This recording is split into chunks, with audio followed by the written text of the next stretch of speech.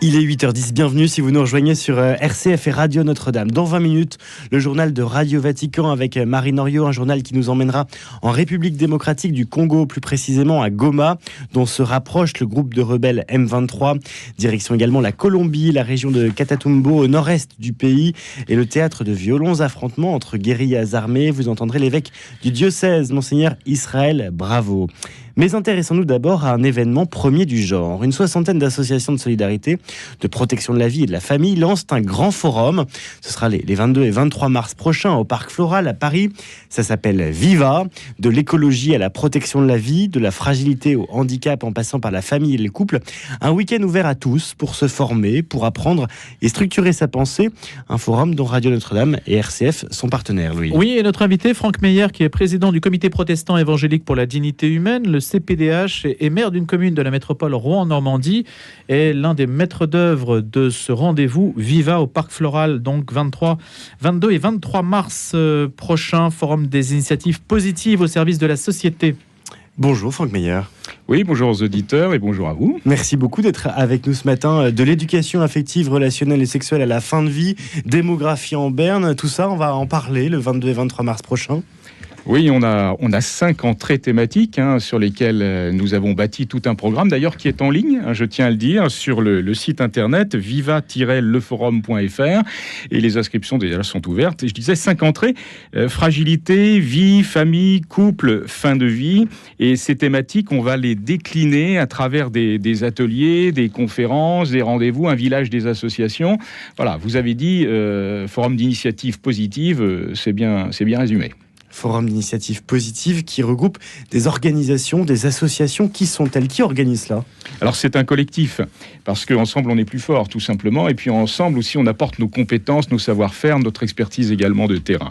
Alors vous savez bien sûr le CLER, Amour et Famille, vous avez les associations familiales catholiques, vous avez Ictus, vous avez aussi le CPDH, Comité protestant évangélique pour la dignité humaine, vous trouverez aussi la Fondation Le Jeune, bien sûr, Alliance Vita, Teen Star, des associations connues, d'autres moins connues. Je pense aussi à la Compagnie des Actes qui sera là pour aborder le sujet autour de la pornographie, comment y faire face, quel danger, etc.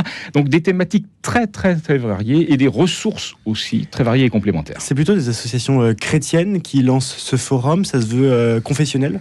Alors ça n'est pas confessionnel, mais c'est vrai que nous sommes toutes des associations d'inspiration chrétienne.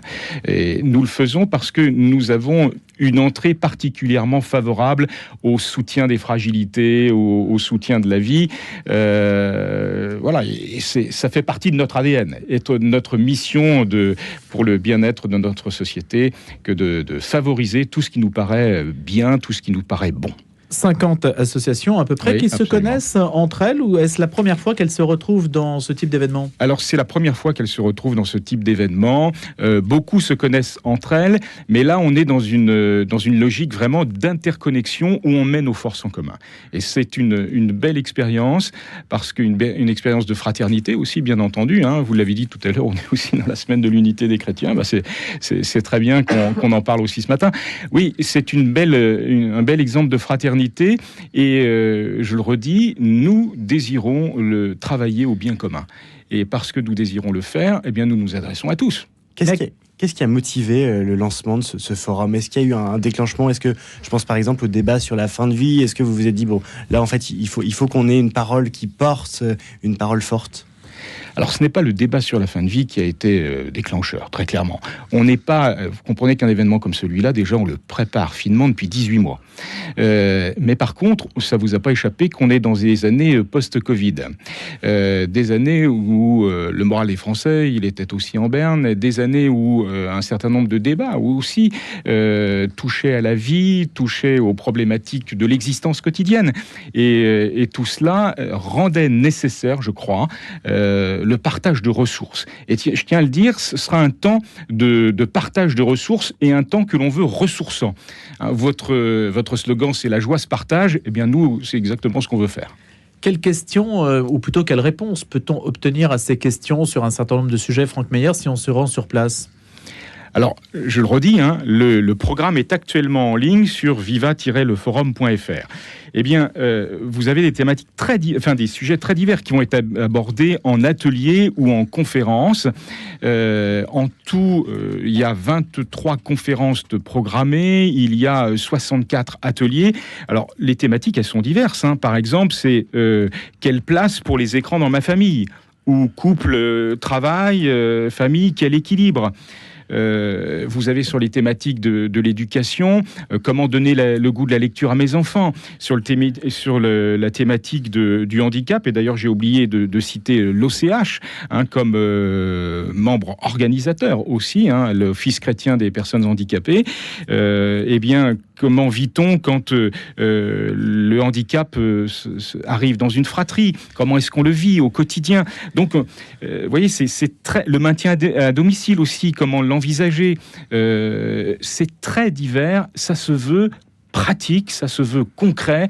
On va avoir à la fois des paroles d'experts, mais également des paroles de personnes confrontées au sujet, qui ont développé une expertise de terrain et qui nous paraissait extrêmement indispensable de partager. Est-ce que cela peut mener à des politiques publiques ? Est-ce qu'on peut s'inspirer de ce qui sera dit ? Et par exemple, et dans quel domaine ?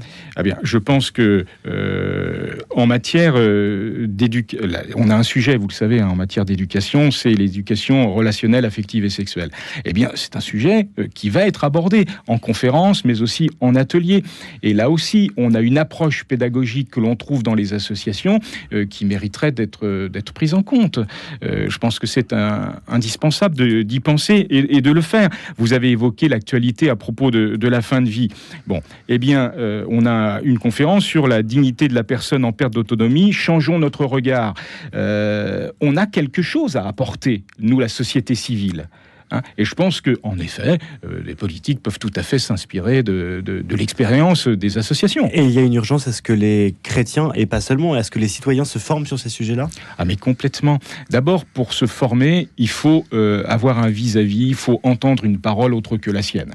Donc là, c'est un lieu de parole, c'est un lieu de partage d'expérience, c'est un lieu de partage aussi de connaissances. Hein. Donc c'est vraiment the place to be, l'endroit où il faut être. Et c'est pour ça qu'on se donne ce rendez-vous tous ensemble. Franck Meyer, est-ce que, bien qu'on soit au mois de mars, est-ce que ça pourrait ressembler à une sorte d'université d'été à laquelle vous inviteriez par exemple des politiques pour qu'ils s'expliquent aussi sur un certain nombre de sujets ? Je pense à l'éducation affective et sexuelle qui est au cœur quand même d'une polémique et de tensions réelles, parce que je pense que vous avez une position qui est tout à fait opposée à celle que défend le ministre.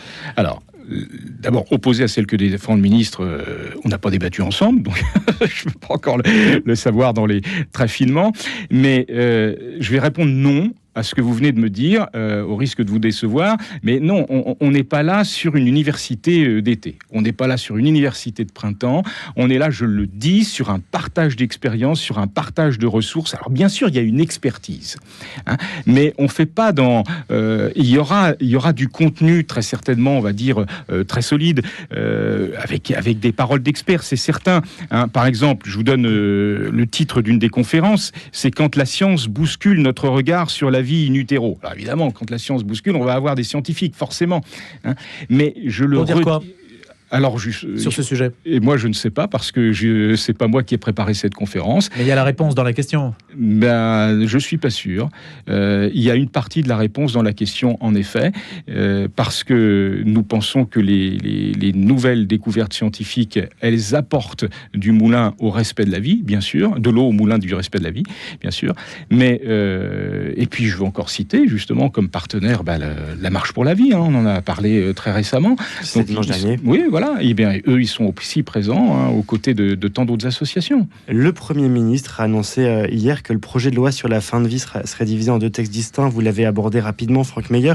L'un dédié aux soins palliatifs et l'autre à l'aide légale à mourir. Est-ce que, typiquement, sur ce genre de sujet, les associations se réjouissent et vous allez peut-être en faire l'écho le 22 et 23 mars prochain ? Alors, sans faire l'écho, absolument, puisqu'on a une des conférences qui s'intitule « Actualité fin de vie, où allons-nous ?» Donc oui, ça va faire partie des sujets. Est-ce que moi, en tant que président du Comité protestant évangélique pour la dignité humaine, le CPDH, est-ce que je m'en réjouis ? La réponse est oui. parce que je pense qu'il fallait absolument scinder les deux sujets. Je pense que c'était un véritable traquenard que de lier les deux sujets. C'était vouloir cacher l'un derrière l'autre, et qu'on ne peut pas à la fois chercher à promouvoir l'accompagnement de fin de vie avec des soins palliatifs et en même temps proposer le suicide assisté. On peut supposer, Franck Meyer, que des associations d'autres religions, musulmanes, juives, partagent exactement les points de vue éthiques que vous défendez. Les avez-vous invités ? Alors, encore une fois, nous invitons tout le monde. Alors, on n'a pas d'invitation officielle que nous adressons à l'un ou à l'autre, pas plus à des politiques qu'à monsieur et madame tout le monde, auquel j'appartiens. Donc, l'invitation, elle est très large. Et il non, mais faut elles auraient pu faire partie du village, c'est ça que je voulais dire. Bien entendu. Qu'il y en a ? Alors, non, il n'y en a pas, mais nous ne sommes pas, je le redis, des associations confessionnelles. Il faut bien le voir. Dans le village des associations, on va avoir des associations qui s'affichent en tant qu'association mais chrétienne. l'OCH, l'Office... Oui, mais bien entendu. Non, mais le trait d'union, c'est quand même le christianisme. Mais complètement, parce que c'est notre source. Oui. Tout simplement. Mais ma question, c'est est-ce qu'on peut pas aller au-delà de ce périmètre-là pour essayer de toucher des personnes qui pourraient aussi mobiliser sur ces questions éthiques, qui se sentent aussi peut-être concernées et qui pourraient représenter aussi des leviers de mobilisation? Alors, ces leviers de mobilisation, moi, je crois qu'ils existent, parce que quand nous nous retrouvons sur des sujets éthiques, on a toujours envie de savoir ce que pense l'autre. Alors, parfois, si on est complètement d'accord, ou parfois, si on ne l'est que partiellement. Et c'est pour ça que c'est un forum qui est totalement ouvert. Alors, je le redis, ça me Mais paraît... je ne doute pas de l'ouverture. Oui. Je doutais simplement du fait, par exemple, la position des musulmans sur l'avortement. Quelle est-elle, Franck Meyer? Eh bien, il faut le demander à ceux dont la parole... Oui, mais normalement, le village devrait pouvoir nous répondre. Le respect de la vie, on le sait, est important parmi les religions. Mais il n'y a pas que les religions qui nous parlent de respect de la vie, je tiens à le dire. Et c'est pourquoi, à partir du moment où on se rejoint, comme vous le disiez tout à l'heure, sur des positions éthiques, soyons ensemble, certainement. Mais on peut, et c'est normal dans un forum, il peut y avoir aussi de légères divergences d'opinion, bien entendu. Franck Meyer, je reprends vos mots. Il n'y a pas que les religions, mais n'y a-t-il plus que les religions peut-être à porter des paroles éthiques? Qui d'autre que les religions aujourd'hui portent une parole éthique? Alors moi je crois qu'il y a parfois dans le débat public des intervenants qui autorisés, si je puis dire. On parlait tout à l'heure du Premier ministre. Il y a des fois où il a des paroles, les politiques ont des paroles aussi sur des sujets éthiques ou des paroles éthiques. Mais là on voit bien qu'ils sont dans un débat. C'est très large, ça va de la fin de vie à la fragilité, du handicap. Enfin, il y a tous les sujets qui sont présents au Parc Floral les 22 et 23 mars prochains. La vie, la famille, le couple, la fin de vie, les fragilités. Qui a encore un message global, cohérent sur tous ces sujets? Eh bien, nous. Non, mais par exemple, vous auriez pu inviter François Bayrou, par exemple. Il est certainement sensible à certaines des problématiques que vous avez abordées. Mais je tiens à le dire que s'il souhaite passer, il est bienvenu. Ancien ministre de l'Éducation. Non, vous savez qu'il ne passera pas comme ça. Il passera. Non, mais bien sûr. Mais ce que je veux dire par là, s'il avait fallu entrer dans le jeu des invitations particulières, des officiels, etc., alors on rentrait dans la tension politique que l'on connaît. C'est-à-dire pourquoi un tel est invité, pourquoi tel autre ne l'est pas. Et encore une fois, vraiment, on veut être un forum de ressources, un forum ressourçant. Alors, je pense là tout de suite en vous parlant à un atelier qui concerne les grands-parents. C'est les grands-parents, un pilier affectif et social. Bon, voilà. Donc les grands-parents, ils sont invités. Les jeunes sont invités. Les couples avec enfants, les couples sans enfants. En famille. Oui. Alors regardez, quand vous allez sur le site, vous trouvez là le bouton pour s'inscrire. Et le tarif, c'est si vous êtes étudiant, si vous êtes seul, c'est 10 € pour la journée. Aujourd'hui, où est-ce que vous trouvez un tel forum de ressources pour 10 € la journée? Pour un adulte, c'est 15 €. Les enfants, jusqu'à 13 ans, c'est gratuit. Vous avez des tarifs pour famille, un adulte avec enfant, 2 adultes avec enfant, etc. On a vraiment offert tout un panel de possibilités. Il y aurait des mesures fiscales pour les grands-parents, par exemple, s'ils gardaient leurs petits-enfants, on pourrait imaginer des décotes fiscales? Mais ça, après, c'est un Vous qui êtes maire, c'est un débat qui appartient à ceux qui en ont la charge, vous voyez. La société civile, elle est là pour proposer. Vous êtes maire quand même. Ah bah bien sûr. Mais après, les politiques, ils sont là pour disposer, pour prendre des décisions.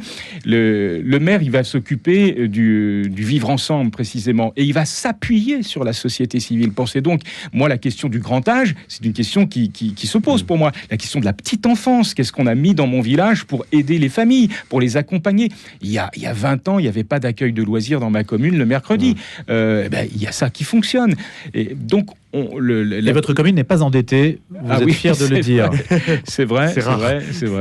Dette à zéro. Et d'ailleurs, Louis Dauphren le rappelait, vous êtes maire d'une commune près de Rouen, vous êtes aussi président du comité protestant évangélique pour la dignité humaine, Franck Meyer. Il y a un mot qui peut peut-être résumer tout ce forum Viva, c'est le mot de fraternité, expression de fraternité.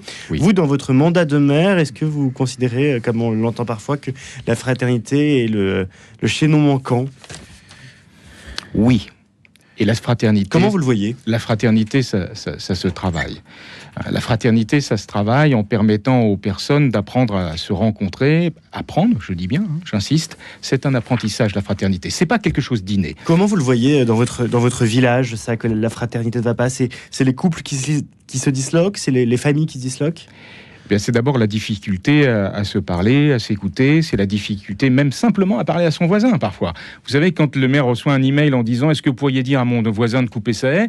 Je suis toujours étonné de recevoir un email comme celui-là. Donc d'abord, on aura un atelier d'ailleurs sur l'écoute, l'importance de l'écoute de l'autre. Donc ça participe à la fraternité. Et puis ensuite, apprendre la richesse que peut m'apporter l'autre aussi. Est-ce qu'il y a des associations qui viennent en aide aux migrants qui participeront à ce forum ? Ah, mais absolument, parce que là aussi, il n'y a pas quand on va parler de famille, on va pas voir si ce sont des familles qui ont leur carte de séjour ou pas leur carte de séjour, etc. Et aussi le thème de l'écologie. Je change de sujet parce que vous m'orientez aussi sur un sujet peut-être qui n'apparaît peut-être pas clairement comme cela a priori, mais l'écologie, c'est un sujet. C'est comment est-ce qu'on peut faire aujourd'hui pour être dans une logique de développement durable tout en vivant soit seul, soit en famille. Ça s'appelle Viva, c'est donc au Parc Floral de Paris, Bois de Vincennes, les 22 et 23 mars prochains. Toutes les informations sont sur le site viva-leforum.fr, un événement dont RCF et Radio Notre-Dame sont partenaires également. On sera ravis et heureux d'être à vos côtés en fin mars. Donc, peut-être en un mot, j'ai donné le site Franck Meyer. Fallait-il donner d'autres informations pour que les gens s'inscrivent ? C'est ouvert à tous. C'est ouvert à tous. La joie se partage, pour reprendre votre slogan. Et nous allons la partager. Et la vie prend un sens aussi avec Radio Notre-Dame. Absolument. Donc, grâce à la joie, la vie prendra un sens. Merci de votre invitation. Merci Franck Meyer. Je rappelle que vous êtes le président du comité protestant évangélique pour la dignité humaine, le CPDH.